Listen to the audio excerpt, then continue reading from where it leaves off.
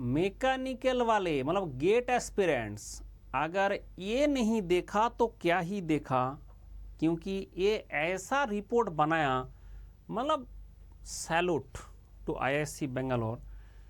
मतलब जो चीज़ आपका दिल में आता है कि गेट के बारे में मुझे वो डेटा चाहिए, एक ऐसा रिपोर्ट बना दिया जिसमें एवरीथिंग है।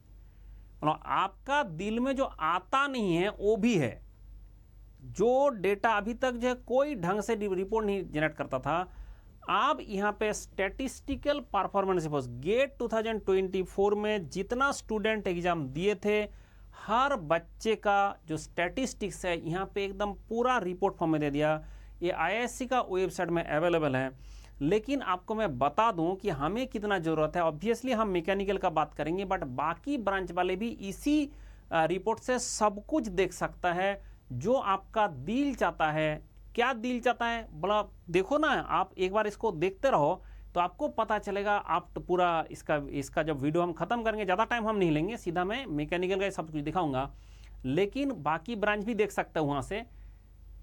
ऐसा कोई भी क्वेश्चन आपको अनआंसर्ड नहीं रहेगा इस स्टैटिस्टिक्स देखने के बाद। इतना अच्छा रिपोर्ट मैंने आज तक मेरा जिंदगी में नहीं देखा कि ऐसे करके भी रिपोर्ट दिया जा सकता है। सी जो टेस्ट लिया था इस बार आईआईएससी दिया था, इसका ऑर्गेनाइजिंग जो इंस्टीट्यूट, एंड इन लोगों ने ये परफॉर्मेंस रिपोर्ट जारी किया है। ये आपका डिफरेंट जगह से, तो ये सारे है कि भाई रजिस्टर्ड कितना है, आपका एपीएड कितना है, क्वालिफाइड कितना है, एपीएड परसेंटेज कितना है, क्वालिफाइड पर जनरल कितना है, मतलब एकदम कैटेगरी वाइज कितना होता है। उसके साथ साथ ये जो है कि कौन कौन सा कोड है, कौन सा ब्रांच का कौन सा कोड है, ये सब तो सारे रहता है, इसमें कोई बात नहीं है।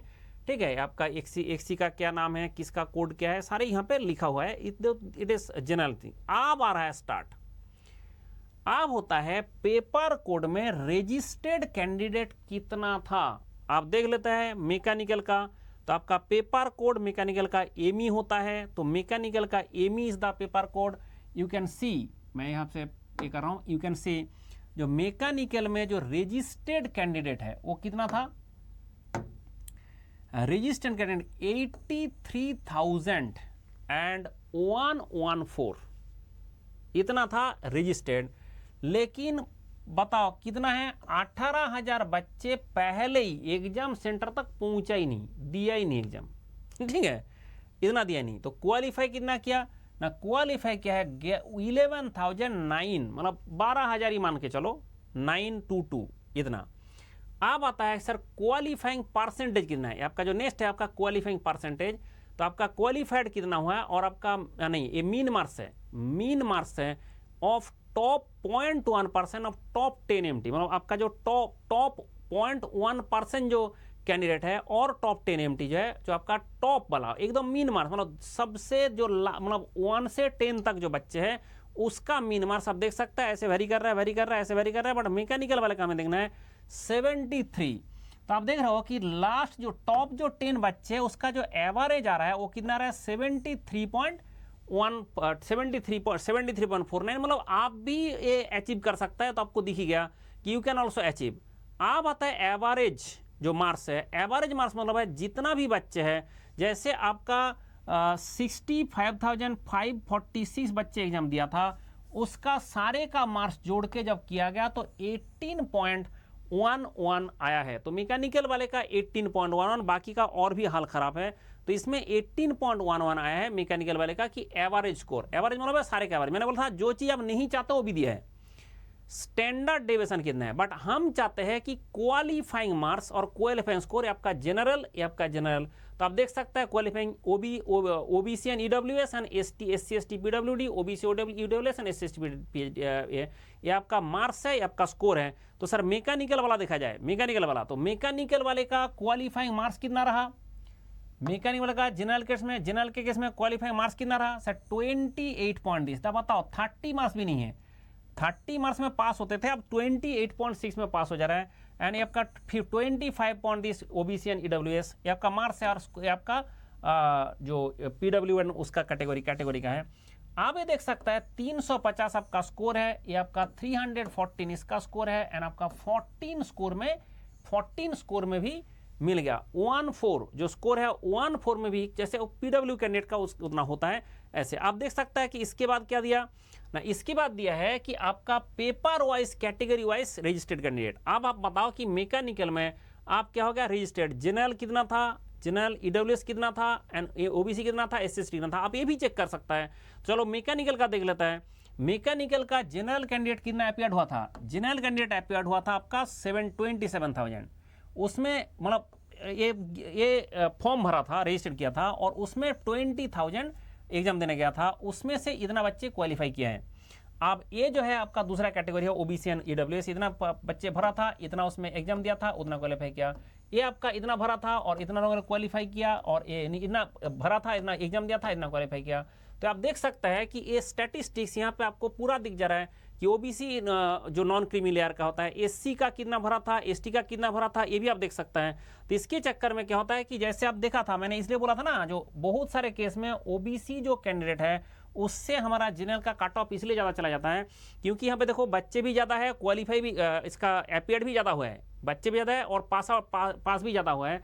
इसलिए बहुत सारे देखोगे केस में हमारा जो ओबीसी का कट ऑफ है वो हमारा इसका जनरल का कट ऑफ से भी ज़्यादा चला जाता है, कभी कभी जाता है और कभी नहीं भी जाता है। तो इसके बाद आप देख सकते हो कि आपका जो एससी में कितना आया था, एसटी में कितना आया था, कितना क्वालिफाई हुआ है। तो यू कैन सी, तो ईच एंड एवरी रिपोर्ट, और यहाँ खत्म नहीं किया, आप बोलता है paper wise minimum maximum mark, आप मिनिमम मैक्सिमम देख के आप खुश हो जाओगे। चलो मैकेनिकल का देख लेता है, मैक्सिमम कितना आया सर, जो टॉपर है उसका मैक्सिमम मार्क है, टॉपर है तो आपका मैकेनिकल का उसका कितना है 84.67 है, और मिनिमम है माइनस। आप देख के खुश हो जाओगे कि मिनिमम मार्क सबका माइनस में बैठा है, मिनिमम मार्क सबका माइनस में बैठा है, हर ब्रांच में मिनिमम मार्क्स। मतलब ये सब को कैसे हम इंजीनियर कहे कि जो जाके गेट में माइनस मार्किंग करा रहा है, नेगेटिव मार्किंग कर रहा है। सबसे ज्यादा कितना माइनस में है, किसका देखो सबसे ज्यादा माइनस किसका कितना दिख रहा है, सबसे ज्यादा माइनस है -14। एंड कौन सा इंजीनियरिंग, केमिकल, केमिकल वाले बच्चे -14 मार्क्स कहां से लेके आए हो भाई। मतलब गलती करने का भी एक लिमिट होता है, जीरो लेके आओ फिर भी चलता है, बट माइनस लेके आ गया, ये आपका इसमें भी कम नहीं है, -4 तक चला गया। मतलब कुछ बच्चे जो है एग्जाम सेंटर में जाता भी है लेकिन वो माइनस मार्क्स लेके आता है, दैट इज मिनिमम मार्क्स। अब आता है paper wise range for marks out of 100, ठीक है, आपका आउट ऑफ 100। अब क्या किया, इतना मतलब मैंने बोला था ना पगला जाओगे देख के रिपोर्ट, 0 से 10, 10 से 20 ऐसे करके आपको दिखा जा रहा है जो मार्क्स है, मार्क्स के बेसिस में। अगर हम देखें 90 से 100 के बीच में कौन सा ब्रांच में आया, आप देख सकते हो कि एक ही बच्चे है जो आपका सीएस का है, एंड एक आपका बच्चा है इलेक्ट्रॉनिक्स कम्युनिकेशन का है जो 90 के ऊपर गया है, बाकी किसी ब्रांच में 90 के ऊपर नहीं गया। अब आता है सर 90 से नीचे, मैकेनिकल का क्या स्थिति है ना, मैकेनिकल का आप देखेंगे कितना मार्क्स तक गया है ना, मैकेनिकल का बात हो रहा है कि सर 90 से ऊपर तो कोई नहीं गया, बट 80 के ऊपर 3 बच्चे हैं, 80 से ऊपर 3 बच्चे। तो यू कैन सी, आपका मार्क्स देख के आप पता कर सकते हो, आपका रैंक तो आ ही रहा है, बट उससे भी देख सकते हो कि कहाँ हो, क्योंकि आपका 70 से 80 देखेंगे, 70 से 80 से कितना है 64 बच्चे हैं, तो आपका 70 से 80 64 है, तो 60 से 70 इतना बच्चे हैं, 50 से इसका 1000 बच्चे हैं। तो आप देखो कि ये आपका मैंने बोला था ना 60 के ऊपर कोई बच्चे का मार्क्स आ गया, किसी का टोटल 60 के ऊपर आ गया तो उसको पीएसयू मिलेगा ही मिलेगा। तो 60 के ऊपर इतने बच्चे दिख रहे हैं, 70 के ऊपर जैसे आपका 50 के ऊपर आ गया तब जाकर आप देखो कि आपका नंबर ऑफ कैंडिडेट थोड़ा ज़्यादा हो गया, तो इसके कारण आपका 50 के ऊपर में थोड़ा रिस्क होता है, इसलिए मैंने बोला 55।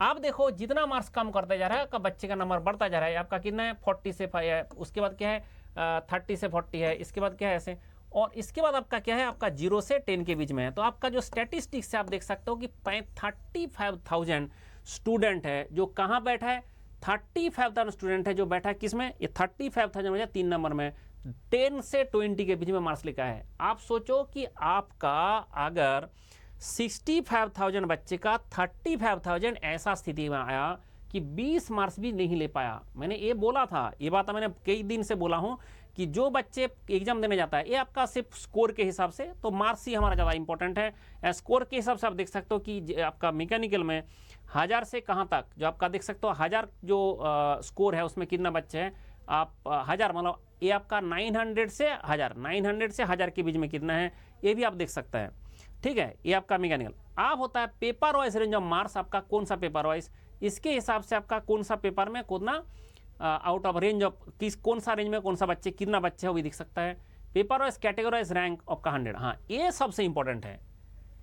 कैटेगरी वाइज आपका पेपर में कैटेगरी वाइज किस कैटेगरी में कितना आता है वो भी आप देख लो, किस कैटेगरी में। तो चलो हम चलते हैं मैकेनिकल में, सीधा चलते हैं मैकेनिकल में। बाकी ब्रांच का बच्चे यहाँ से डायरेक्ट देख सकते हो, ये आईआईएससी का वेबसाइट से मैं लिया हूँ, आईआईएससी का वेबसाइट से। यस, ये हमारा सबसे दिल का अरमान था देखने का कि बताइए कि जनरल कैटेगरी में, मैकेनिकल का जनरल कैटेगरी में आपका 80 से 90 के बीच में कितना, ये आपका 80 टू 90 के बीच में कितना बच्चे हैं, 3।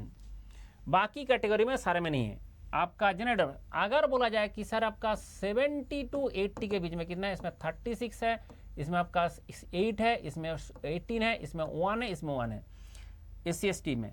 आप देखा जा रहा है कि इसमें कितना है सर आपका 60 टू 70 के बीच में, ये आपका 169 है, 33 है, इतना बच्चे किया कर पाया।